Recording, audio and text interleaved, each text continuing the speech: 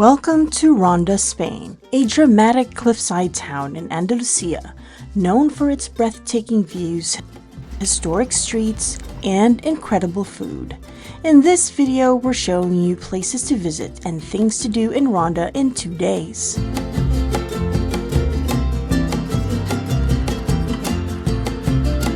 Ronda is divided into two distinct halves by the El Tajo Gorge. La Ciudad, the old Moorish town, where you can discover Ronda's heritage, and El Mercadillo, the modern town where most of the restaurants and shopping can be found.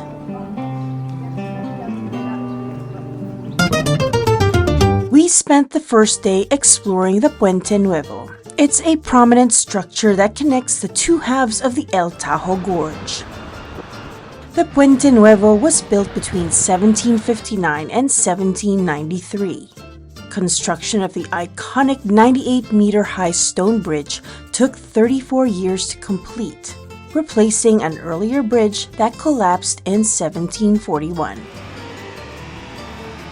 And did you know that you can actually head into the bridge itself? For a small fee, you can head down to the lower half of the bridge and explore a couple of rooms that provided historical facts about the bridge. Adrian and I enjoyed exploring La Ciudad and trekking the hilly cobbled streets. After exploring the historic and charming white village, we came across the beautiful Jardines de Cuenca. And this is a stop in Ronda that we highly recommend. So Adrian and I are spending part of this morning in the Jardines de Cuenca, a beautiful series of multi-level gardens distributed among winding paths and cobbled stairs. It provides a really unique perspective of the Puente Nuevo and the gorge, and of course the Guadalquivir River below. Located along the sheer ledges of the El Tajo Gorge, the Jardines de Cuenca, or the Cuenca Gardens, offer some of the most spectacular vantage points in all of Ronda. A beautiful sweeping view of Puente Nuevo, then definitely come to Jardines de Cuenca, and you will be surrounded by beautiful trees and beautiful flowers as well. And just a short walk down the hill from the Jardines de Cuenca are the Arab baths, which you must visit when in Ronda. The Arab baths are one of the most underrated stops in Ronda, and I want to make sure you don't skip them. These are among the best preserved Moorish baths in all of Spain. So this is the Arab baths, or Baños Árabes. It has been in existence since the 13th century.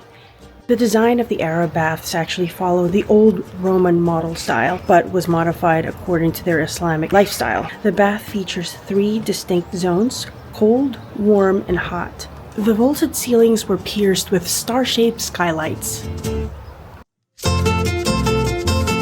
So if you're wondering what time of the year it is now, it's February. We decided to visit during the winter because we've been to the white villages before in the summer, and it was so hot. You virtually cannot go anywhere. It was just too hot to do anything.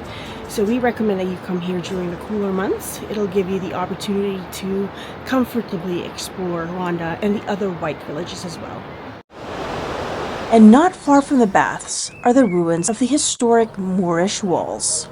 The Moorish walls of Ronda were primarily constructed between the 13th and 15th centuries and were designed as protection from Christian advancement. A short walk away is the Casa del Rey Moro, a historical site that you must visit. The Casa del Rey Moro, or the Moorish King's House, is an 18th century mansion designed in the neo-Mudejar style. What's remarkable about this house is that it's got a mine that's 60 meters below the actual mansion itself, and it goes all the way down to the river. And in order for you to get there, you have to climb 200 steep steps. Okay, we're walking down the mines and we just keep going. Apparently it's 60 meters down. Not looking forward to walking up, that's for sure, but it's a pretty cool experience. We're basically in the cliff. Check out the views from inside. At the bottom of the mine, you can stare up at the beautiful cliffs and the turquoise water. A great spot to catch your breath and relax. Okay, so the long climb back up begins. It's very damp in here, very slippery, very dark. It's pretty cool though, actually very cool. Okay, made it back. There's 60 meters of just steps, dark, wet, felt like really claustrophobic, like there was no air in there. Yeah, and this is end of February, so yeah, if you come when it's hot, good luck. Make sure you bring water and good shoes, and yeah, when you get to the bottom it's amazing. Going down's not too bad, coming up is hell. The Casa del Rey Moro has a beautiful garden which we enjoyed exploring. Aside from the obvious cliffside views, it was also home to these beautiful peacocks.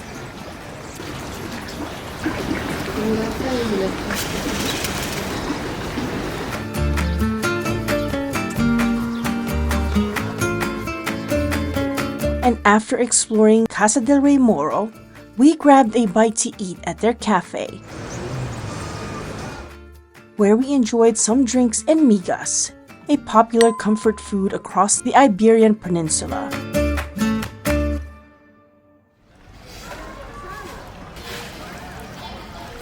We timed the end of day 1 deliberately because we were about to do the best thing you can do when visiting Ronda.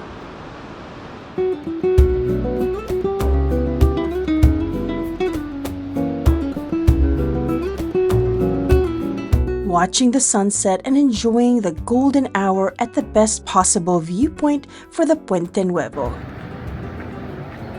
The Mirador del Puente Nuevo, found in the lower trails. Here, you get the full dramatic view of the bridge, together with a waterfall beneath it. To get here, head to La Ciudad and follow the stairs down the cliffside path from the Plaza Maria Auxiliadora. Get there 30 minutes before sunset. Find your spot and just live in the moment.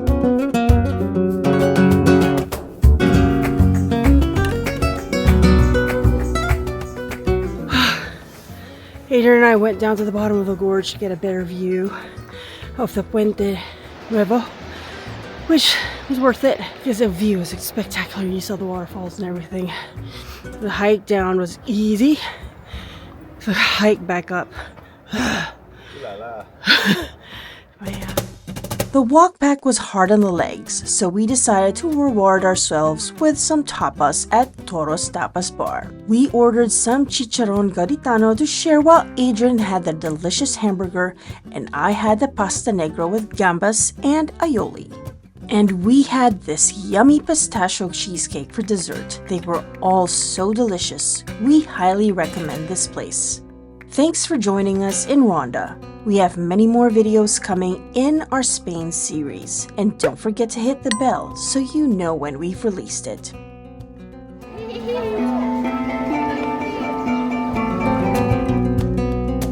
We kicked off day 2 with a morning walk along Promenade, Kazunori, Yamauchi. This beautiful clifftop walkway was named after the Japanese video game designer behind the Gran Turismo racing series, who fell in love with Ronda. The views across the Andalusian countryside from up here are stunning, and it sets the tone perfectly for everything that follows. Our first stop was Casa Don Bosco, which is the stunning historic house museum sitting right on the edge of the Tajo Gorge. The garden views down into the gorge are spectacular.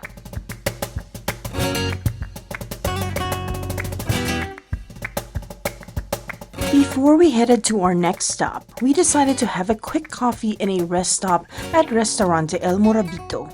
Coming here was like being welcomed into someone's home, and we're so glad we spent some time here. We just sat down, enjoyed the views and the peaceful setting. Next up, the Palacio de Mondragón, and this one deserves your time. Dating back to the early 14th century, this was once home to Ronda's Moorish rulers. and later became a royal residence after the Catholic monarchs took the city in 1485. Today, it houses a municipal museum covering the history of Ronda, from prehistoric times right through to the present day. But honestly, the building itself is as much as the attraction as anything inside it. The Moorish courtyards, the ornate tilework, the gardens, everything was beautiful. Give yourself at least 45 minutes here and don't rush it. After the palace, we gave ourselves time to just wander, and this is something I'd really encourage you to build into your day in Ronda. La Ciudad, the old town, is one of those places that rewards getting lost. The cobbled streets, the whitewashed walls, the glimpses of the gorge appearing unexpectedly between buildings. You cannot plan all of this. Just walk, look up, turn down streets that look interesting, and see what you will find. Some of the best moments of our entire time in Ronda came from having no plan at all.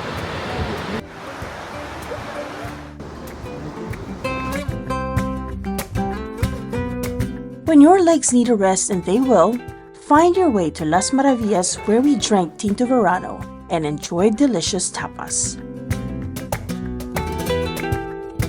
We also found the Plaza Duquesa de Parcent, and it was a good spot to take a seat and just relax.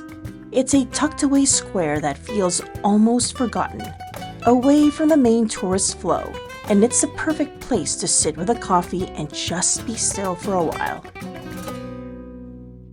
And just like all of the trips that we have previously enjoyed, our visit here in Ronda just flew by. We hope you enjoyed this video and found it helpful. Thank you again for watching, and we look forward to seeing you soon when we take you to Sevilla. Stay curious and keep exploring.